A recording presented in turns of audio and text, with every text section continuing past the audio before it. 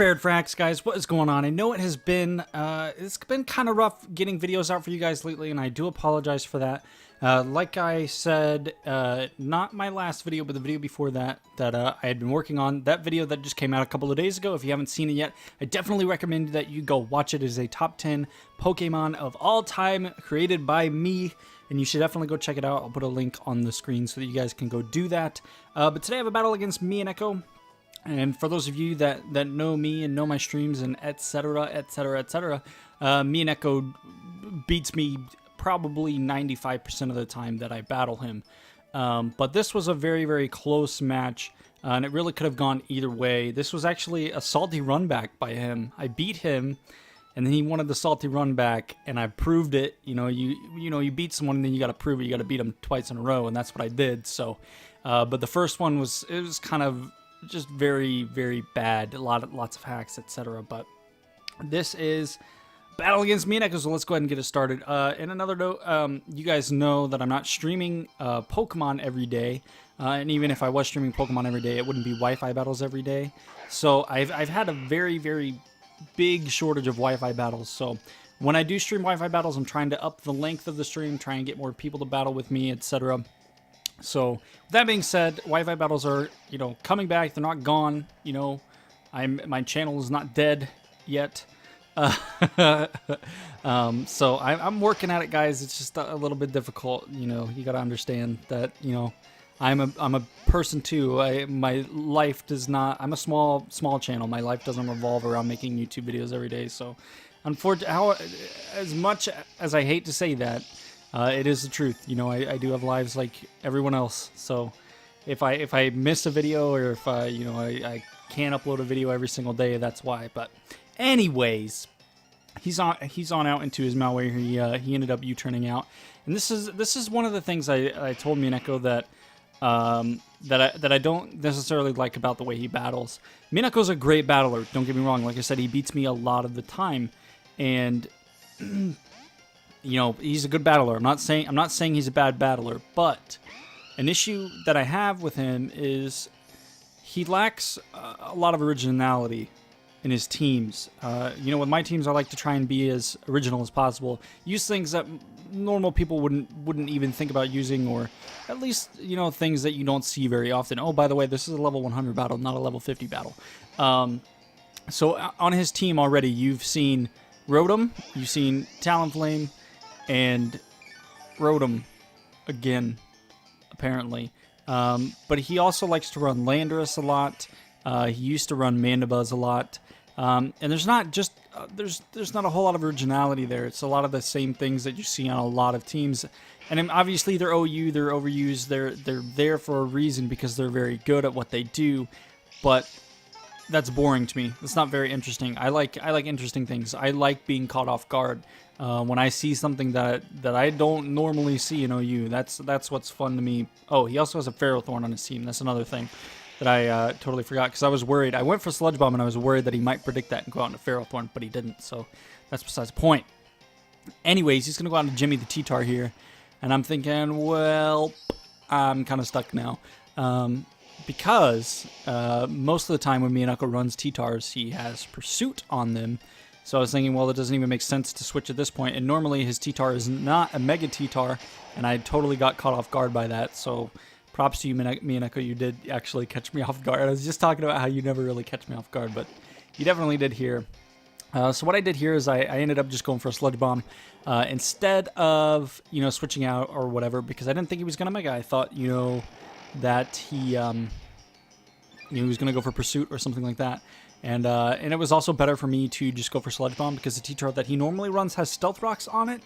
So if I would have switched out, he got Stealth Rocks up, and I didn't have a chance to spin him away or whatever, then I wouldn't have had a Gengar in the first place. So it was better to just go for Sludge Bomb, hope for a Poison. I actually ended up getting a crit and a Poison, so that was really, really nice. I make a pretty dumb play here and go out on my Medicham. And now, it's not necessarily dumb, but I didn't think a Crunch would be able to kill me. Now, Crunch is neutral. It's not resisted, nor is it super effective. So I thought that, maybe I'll live, but that is a Crunch from a Mega T-Tar. I should have known better. that would have killed me, and that definitely did. Now, I could have gone for Bullet Punch, but I don't think Bullet Punch would have killed, especially since it's not stab and there's no Technician boost or anything like that involved. So, you know, it was just kind of a dumb play on my part. Really, really bad, in my opinion, but that's what I ended up doing. Now, he's going to go out into Bessie as I ended up going out on my guard jump, and I have to Earthquake here. I can't go for Outrage because if he switches out into this thing, then I'm stuck in their Outrage, and I just get checked and countered very, very hard by it. So going for Earthquake was the best bet. I'm going to go ahead and switch to Zapdos here. That way, if he wants to go for Stealth Rocks or Spikes or whatever, I don't have to take any damage when I switch my Zapdos in because it's already in when he's putting them up.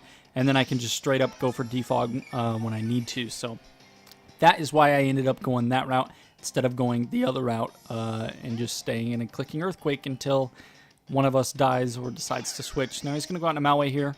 I ended up just clicking Heat Wave. It was safer.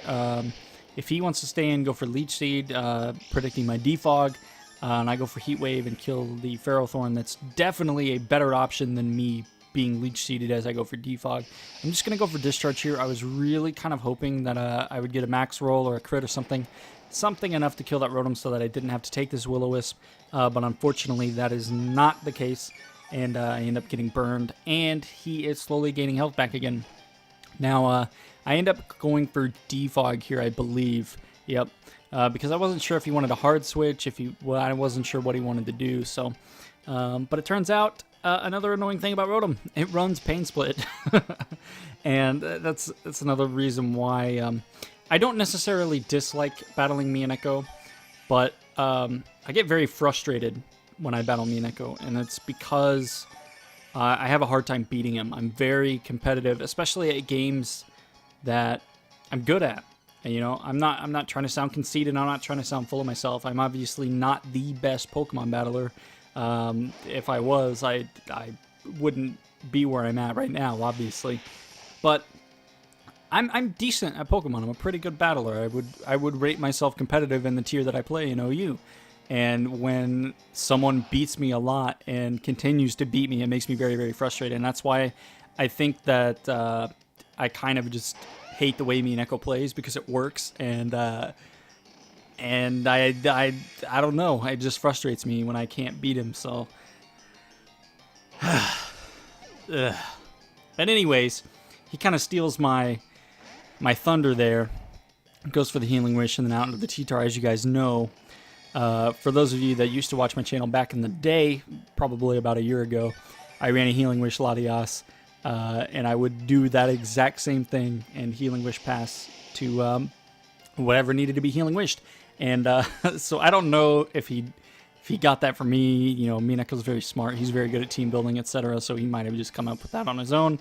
But it works very well, and you know, regardless of where he got that from, whether it just came to him in a dream or you know, he got it from me to, you know, try and make me mad or whatever. It definitely works in that situation. I feel like he kind of should have waited. I think he could have gotten a little bit of more out of his Latias than what he did. I definitely like running screens on my Latias and then Healing Wish passing. I think it works out really, really well. And, you know, it gives you a nice, solid defense boost. Especially for teams that I like to run where I don't run a whole lot of defense, I run a lot of hyper offense. But anyways, I know I'm talking more about other things when I should be talking about the battle that's going on the screen. So I apologize that I'm not doing that, but I'm very tired, and I haven't actually recorded a Wi-Fi battle in quite some time, so I'm a little bit out of the loop. So, but I'm gonna go out of my guard chomp, gonna just go for Earthquake and end up outspeeding the T-Tar. However, this isn't level 50, this is level 100, so he's going to be taking less damage. Now, I don't know if Earthquake would have killed at level 50, but it definitely would have been close. You do more damage at level 50 than you do at level 100, and I think that's what makes level 100 battles a little bit more interesting, because things that are normally guaranteed or close to guaranteed OHKOs aren't necessarily guaranteed or close to guaranteed OHKOs at level 100. So as you can see, that crunch right there, I ended up living with about 5% or something like that, where at level 50 I definitely would have died there. It would have been even if that was like a min roll and he had like a 99% chance to kill me there at level 100, it's a definitive Oko at level 50, and that's strange because back in the day, level 100. I'm spouting off about things that aren't necessarily important. But back in the day, level 100 battles used to be the norm, and now it's like level 50 battles are the norm, and it's kind of sad because level 100 battles I think are a lot more fun. You know, there's a little bit more give and take where level 50 you don't really have that. You make one little mistake and you're easily dead, where right here, level 100 I'm living, and I'm going to be able to get a fire blast off on this this thing over here, and it's going to die. Yes, 'tis dead. Very, very dead. So sorry, Gwen, you're out of here. Get him out of here. I don't even know. Oh, man.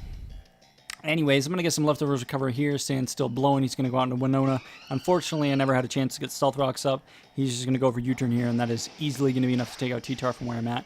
Now, I don't know if he's Choice Banded or what. I do know that he's running Roost on that Talonflame. I'm pretty sure he is. So I don't know if he's Banded, if he's, you know, Sharp Beak, Flying Plate. I don't know what he is. But U-turn at that percent is definitely going to kill me, even if he was like a defensive nature. I don't know why you would run a defensive Talonflame, but you get my point. He's going to go out into his Malware here, into that Rotom. And where are we at in this battle? Okay, we're not there just yet, but I'm going to go for Roost here. I guess we are at this point, never mind. I'm going to go for Roost here, and what I kind of have to do here is PP stall his Hydro Pumps. I have to have my Zapdos alive to win this game. I have to. Zapdos is the only thing that I have left. I only have Zapdos and my Latios left. And for me to be able to win, I have to have Zapdos to be able to take care of Talonflame. Because regardless of whether he's Sharp Beak, Flying Plate, Choice Band, or whatever, the percent that my Latios is at cannot live a Brave Bird from, even if he was, you know, Sharp Beak or Flying Plate. So I have to have Zapdos alive. I have to PP stall his Hydro Pumps. And that's what's nice about having Pressure, and Pressure came in really, really handy here. Because although he has 8 Hydro Pumps, he's only going to be able to get 4 out of them because Pressure essentially cuts your PP in half. So I'm in a okay spot right now. If he crits with a Hydro Pump, it's going to be very bad for me. If he misses a Hydro Pump, it's going to be very, very good for me. Or if I just sit back, relax, and, you know, hope that he doesn't get anything more than a high roll, then I'll be okay, because although the Sandstorm is cutting off my leftovers, I have a Roost, and Sandstorm will be over soon here eventually. So it kind of sucks when you have to do this. I really hate playing like this, especially like PP stalling. Like really, like I'm sitting here just PP stalling me and Echo's Rotom, and it's very annoying. I hate playing like this. I do not like stall in any way, shape, or form. Toxic stall, burn stall, PP stall. I don't like it. It's just not my playstyle. It's not for me. Now, I bash on stall a lot. And don't get me wrong, stall definitely works. It's definitely a legitimate playstyle. I'm not saying that, oh, you shouldn't use stall because it doesn't work, it's stupid or whatever. I have an opinion. I'm saying stall is stupid for me. I don't like playing it. I don't like playing against it. But that doesn't mean you shouldn't not use stall. I don't know if I said that right. Regardless of what I say, play how you want to play. If stall works for you, use stall. If you have fun playing stall or playing against stall, whatever, you know, do you. But I don't like stall. I don't think there are a whole lot of people that like stall. I know there are people that do, but I don't think there's a whole lot of people that like stall, and they fit along with me nicely here. And this play right here was really important. I went for Roost, and he went for Volt Switch. Now, if you didn't know, I don't know how you wouldn't know, but if you didn't know, when you Roost, you lose your Flying type. So essentially, that made me a solid Electric type at that point, so his Volt Switch was resisted. And I'm looking pretty nice and pretty right now. I have a lot of health right now, but I have to Heat Wave here. If I would have Roosted there, he would have Leech Seeded me, then he would have gone for Protect, and then he just would have stalled the living crap out of my Zapdos. I would have lost right there. So whether I clicked Roost, if I missed my Heat Wave, I would have lost. Either of those options I would have lost. So I had to Heat Wave there, and I had to hit the Heat Wave. And what happens here is I have to not get crit, and if he crits me, it has to be a low roll. What does he do? He crits me, and I live. And I live with 5 health. That is insane. That is ridiculous. I get the discharge off. Winona dies. and he has one Pokemon left. And I have one Pokemon left because my Zapdos is dead right here. Because I died a burn. And I don't even know what do I have. Latios? Okay, so I have Latios left, and he has something else left. He has Rotom left. So he could potentially still win at this point. Okay, it's not over yet. If I miss all of my Draco Meteors, then I'm screwed. But all he has to hit me with right now is Will-O-Wisp and Volt Switch and Pain Split. Those are the only things, because Hydro Pumps are gone. But I ended up hitting the Draco Meteor anyway, so it didn't really end up mattering. Oh my god, this is a 15-minute video. I'm so sorry that it is so long. I'm going to cut it kind of short, guys. Like I said, I apologize for the lack of uploads lately. I've just been doing a lot of stuff in my personal life, and I hope you guys can respect that and understand that. And for those of you that do respect and understand that, thank you very much. It does mean quite a bit to me. For those of you that don't, well, I'm sorry. There isn't much I can do about it right now. But videos will continue to come out as much as possible. I don't have a set schedule right now with me not streaming Wi-Fi battles as much, etc. I don't really, have a whole lot of Wi-Fi battles to upload. However, I plan to do another top 10 in the future. Like I said in my previous video, I said I was going to be doing more. I wanted to do a top 10 competitive Pokemon, and I will be doing that in the future. But anyways, this video is like 16 and a half minutes long. I'm out of here. I hope you guys enjoyed. Leave a like if you did enjoy it, and we will see you guys back again soon. Hopefully tomorrow, but if not tomorrow, then soon. May the hacks be with you guys. Peace out.